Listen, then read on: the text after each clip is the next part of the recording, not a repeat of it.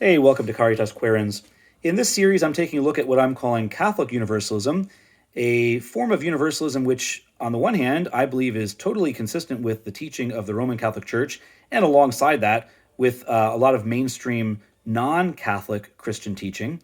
So for those of you who may be a little bit reluctant to embrace universalism because you think it goes against what your church teaches or what the majority of Christians believe or something like that, I think this view actually could be embraced without any qualms whatsoever.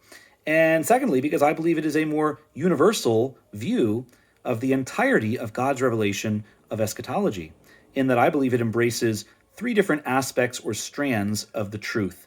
That there is an infernalist aspect to eschatology, an annihilationist aspect, and a universalist aspect.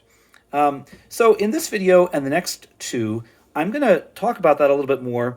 And I've been wanting to do these videos for quite a while now, and I've been a little bit scared, to be honest. Partly because I've been a little bit, I've been still exploring a lot of this myself, and for a while, I've not felt very confident in what I have to say about this. I think I'm pretty confident now, and I think I feel pretty much adept at explaining what I'm trying to get across.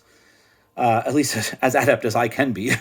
If you watch my other videos, you might say, this guy isn't adept at saying anything. But at least based on the scale of how I say things, I think I can do it. But also a little bit scared because I don't know. This is something that I don't hear a lot. I hear most universalists basically trying to explain why infernalists and annihilationists are wrong, and trying to interpret passages of sacred scripture that seem to teach infernalism or teach annihilationism, and trying to interpret them in a manner that is consistent and harmonious with universalism. And I see the same thing from the other two camps as well. But I just don't see people trying to harmonize the three. And for me, it just seems like the Christian thing to do. As I mentioned in the last video, this is how we treated passages that deal with various aspects of the Trinity, or of Christ, or of, you name it, a bunch of other doctrines of the Church, of Christianity, that seem to have elements that are contradictory. So finally, what's helping me to kind of do this is I'm going to try to explain this in a series of analogies. Okay, so in this video, I'm going to focus on what I call the butterfly analogy, and then I'm going to look at this from some slightly differing perspectives in two other videos, using two other different analogies. Okay, so bear with me. I hope that this kind of roundabout way of explaining it will be more beneficial than me just talking and explicating. I don't know. If not, let me know, and I'll see what I can do. Maybe I can do a different video that's more straightforward. But in my opinion, these analogies maybe help to bring out different aspects of what I'm trying to say in a more cogent manner, and in a more illustrative manner, a more vivid manner. Okay, so with that being said, let's get into it. The first analogy is what I call the butterfly analogy. Okay, so just briefly, I mean, I'm assuming that you know what a butterfly is, but if not, look it up, go on Wikipedia. But just to reiterate really quickly, the main element that I'm looking at here is the metamorphosis of a caterpillar into a butterfly. Okay, so first we start with a caterpillar. So when this creature hatches from its egg, when it begins its life on this earth, it is a caterpillar. It is earthbound. It eats vegetation, eats leaves or whatever. And then at some point in its life, it forms a chrysalis or a cocoon. And while it's in that cocoon, in fact, it seems to be, for all intents and purposes, it seems to be dead. But what is actually happening is a transformation is taking place in that cocoon, so that after a period of time, the creature emerges, and yet it is different. It is transformed. It is now a butterfly. It is now able to fly. It eats different things. It behaves differently. And it even looks like a completely new creature. In fact, if you had no idea that this took place, and you'd never heard of a butterfly or caterpillar or anything before, and I were to show you a butterfly and a caterpillar and ask you, are these the same creature? You would probably say, no, of course not. They don't look alike. They don't act alike. They seem completely different species, and yet we know that they are the same species, that they're actually the same creature. Okay? So bear all that in mind. So here's what I want to say now. Okay? I want to take a look at that from the perspective of the spiritual life, of eschatology in the sense of the end. In other words, what is the end of man? When God created us, what purpose did he have in mind? And it is my opinion that that his intention for us was one of life, and yet of a transformation from one form of life into a richer and fuller form of life. I would say, to put it very bluntly, he intended for us to, in other words, to develop or to grow from our merely human form of life, which is a very, very, at its most basic form, a very minor participation in God, to divine life, to the life of grace, which is a life of full union with God, to the point where really we seem to be living as God.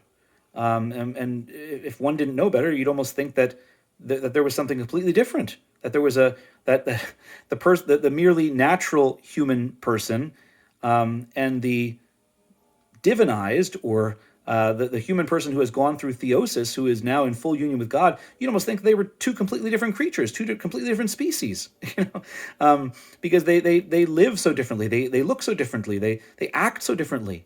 I think Jesus maybe was trying to say this when he said that in the kingdom that they will be like the angels, so the fully divinized or spiritualized human person, who has attained full union with God, it's like the difference between humans and angels, like two different species, or two different types of beings. So so let's look at that from the perspective of the metamorphosis of a caterpillar into a butterfly, and see if we can't find some aspects of infernalism, annihilationism, and universalism in this particular analogy. Okay? So imagine that I were to make three statements, okay, three statements about a caterpillar, and see how they sound. Okay, the first statement I'm going to say is that this caterpillar will certainly metamorphose or transform into a butterfly, and that all the caterpillars he knows will do the same thing, that they are all destined for metamorphosis or transformation into a richer, fuller, higher form of life, okay, into the life of a butterfly. Okay. Second thing I'm going to say is, by the way, that's the universalist perspective. Okay. Second thing I'm going to say is that, nevertheless, that in some way, this caterpillar and each of these caterpillars in question, that their life is going to end, that they are going to have to die and, in a sense, be buried, and that that life is going to be separate from them forever. So there's going to be a separation taking place between these caterpillars and their higher form of life, and it's going to be an endless separation. It's going to last forever. It's going to be permanent. Okay, and yet, thirdly, that's the infernalist perspective. And thirdly, I'm going to say that that there are some aspects or some parts of their life that are going to have to be annihilated, are going to have to cease to be. That in fact, there are certain elements of who they are that cannot continue in life, that do not have immortality, that must be annihilated. Okay, that's the annihilationist perspective. And so these three elements. Okay, every caterpillar is destined for a higher life. Second one, every caterpillar also is going to have to die and be endlessly, permanently separated from the higher life. And thirdly, every caterpillar in some way is going to have to be annihilated. there are certain aspects, at least of them, that are going to have to cease to exist, that have no part in the higher life. At first glimpse, those three statements might seem to be mutually exclusive. You might say, well, how could every caterpillar be destined to become a butterfly? And yet at the same time, you say that the caterpillar is going to have to die and be permanently separated from the life of the butterfly. It seems as if, how can that be? How can the caterpillar become the butterfly and yet be separated from the butterfly, right? Or how could the caterpillar in some way have to be annihilated and yet also continue on as a butterfly? They seem to be mutually exclusive. They seem to be statements that you can't accept all three, or you can't even accept any two of them. And yet, I believe that actually each of those statements is is explaining a different aspect of the transformative process of metamorphosis. So let me look at it now in detail. And we can say that, okay, so when the caterpillar hatches and comes into this world, he is destined to become a butterfly. It's in his genes, so to speak. As if things just go on the way they are, he will at some point, when the time is right, begin the process and become a butterfly. That's universalism. That's his destiny. Okay? But in order to get to that point, he has to first, in a sense, die to himself. He has to form a cocoon or chrysalis, enter into that, and for all intents and purposes, be dead and buried. This is kind of like what I think Paul talks about when he says that, that the old man has died. I have died. I have been crucified with Christ. And that those who are baptized have died with Christ and been buried with Christ. And the fact is that life of the caterpillar has to be endlessly separated from the future life of the butterfly. The caterpillar can't become the butterfly until he ceases to be the caterpillar.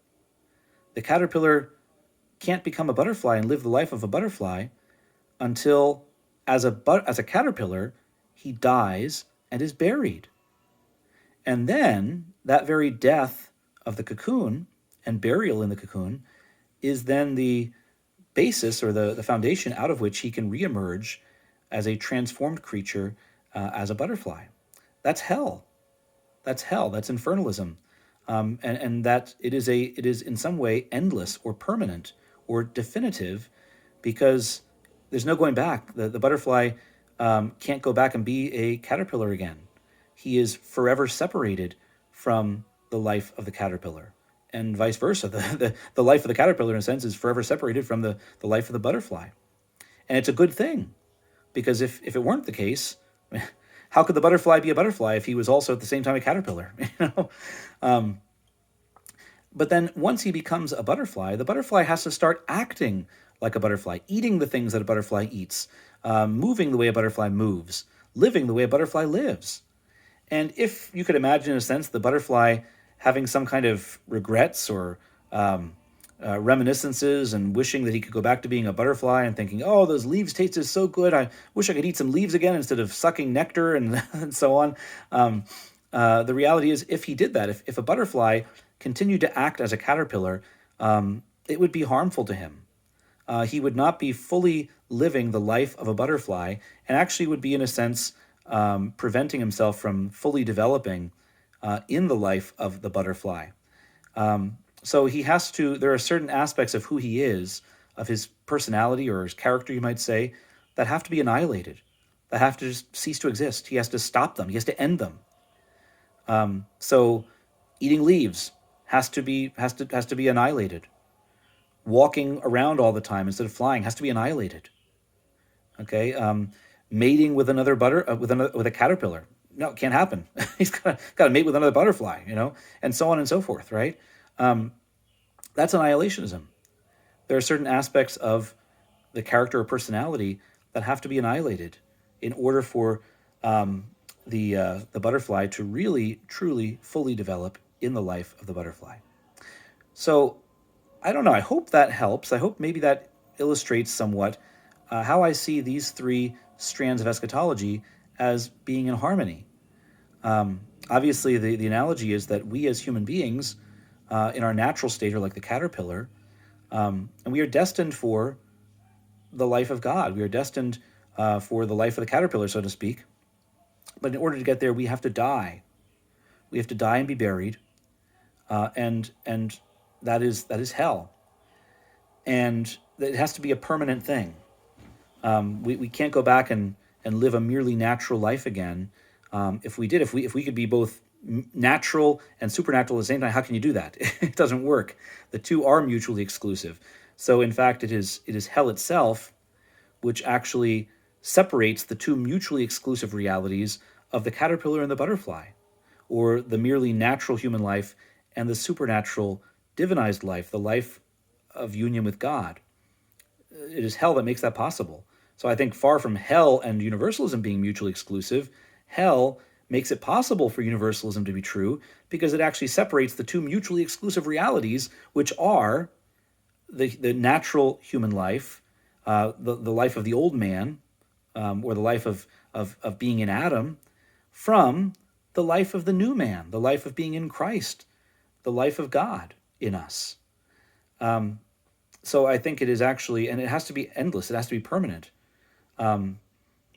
Because otherwise, if we could go back to being in Adam or living the life of the old man, we would no longer be living the life of the new man, the life of Christ, the life of God.